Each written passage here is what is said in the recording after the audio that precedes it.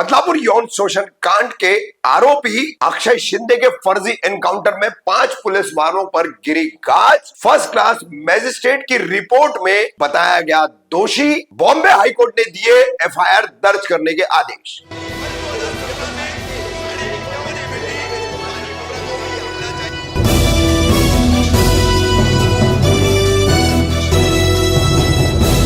मैं रफीक कामदार हिंदुस्तानी रिपोर्टर में आपका स्वागत है। अगस्त माह में बदलापुर में एक स्कूल में हुए 2 बच्चियों के यौन शोषण कांड ने समूचे महाराष्ट्र को ही नहीं, समूचे पूरे देश को हिलाकर रख दिया था। बदलापुर में तो लोगों का गुस्सा इतना फूट पड़ा था कि रेलवे तक रोक दी गई थी, पथराव किया गया। काफी कुछ इस घटना को लेकर कोहराम मचा था। राजनीतिक दलों ने सरकार को घेरे में लिया था। फिर इसी मामले में गिरफ्तार किया गया इसी स्कूल में काम करने वाला एक अटेंडेंट अक्षय शिंदे नाम का युवक। अक्षय शिंदे की गिरफ्तारी के बाद फिर उसे दूसरे एक मामले में सितंबर 23 तारीख को तलोजा जेल से मुमरा बाईपास से ठाणे ले जाया जा रहा था। ठाणे के क्राइम ब्रांच में और क्राइम ब्रांच के विभिन्न सेल में काम कर चुके इंस्पेक्टर संजय शिंदे, उनकी टीम, कुल 5 लोगों की टीम, संजय शिंदे, उनके साथ अन्य एक एपीआई मोरे और 3 पुलिस कर्मचारी, ऐसी टीम अक्षय शिंदे को पुलिस वैन से ठाणे ला रही थी तलोजा जेल से तो मुमरा बाईपास पर। पहले जैसे कि आपको हमने अपनी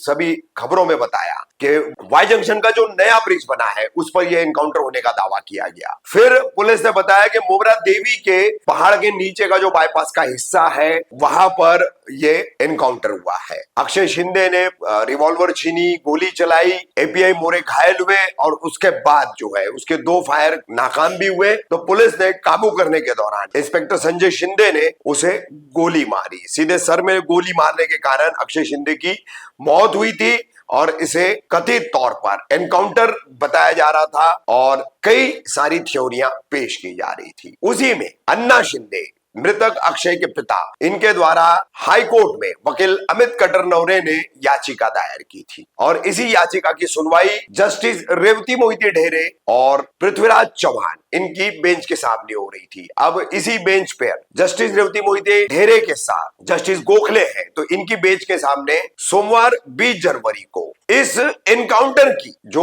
फर्स्ट क्लास जुडिशियल मैजिस्ट्रेट द्वारा जांच की गई है उस रिपोर्ट को रखा गया। उस रिपोर्ट को पढ़ करके जजेस ने बताया कि इसमें पुलिस वाले दोषी बताए जा रहे हैं, क्योंकि जिस हथियार से पुलिस वालों का हथियार छीनकर अक्षय शिंदे ने फायरिंग की उस हथियार पर अक्षय शिंदे के उंगलियों के निशान ही पाए नहीं गए। वहीं ये बात जो है बिल्कुल हजम ही नहीं होती है कि 5 लोग होकर के एक छरहरे बदन के लड़के को काबू नहीं कर पाए। मैजिस्ट्रेट की रिपोर्ट ने पूरी तरह से पुलिस वालों को इसमें दोषी बताया है, अक्षय शिंदे की मौत के लिए जिम्मेदार ठहराया है, यानी हत्या करार दिया है।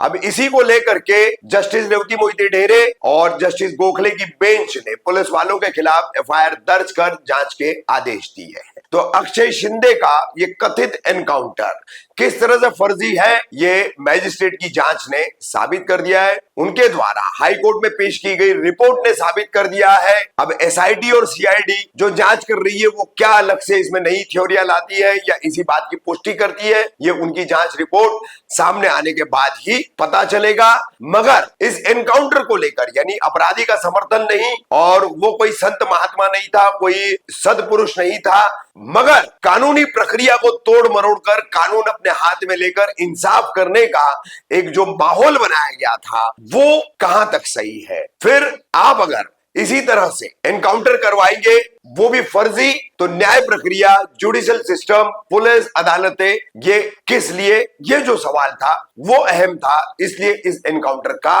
विरोध किया जा रहा था। आपको हमने बताया था अपनी खबर में कि असल एनकाउंटर कहां हुआ है। तो सैयद फकीर शाह रहमतुल्लाह अलैह की जो दरगाह है, उनका जो झरना निकलता है उसके ठीक थोड़ा सा आगे ये एनकाउंटर हुआ था। हमने वीडियोस के साथ खून के धब्बे वहां पड़े हुए उसके साथ आपको जो है वो खबर भी बताई थी। अब मैजिस्ट्रेट की इस जांच रिपोर्ट ने कहीं ना कहीं पुलिस के फर्जी एनकाउंटर की कहानी को जो है एक्सपोज कर दिया है, उसका पर्दाफाश कर दिया है। अब देखते हैं आगे की अगर जांच ईमानदारी से होगी तो पूरी तरह से इसकी परत खुल करके दोषी पुलिस वाले सजा पाएंगे।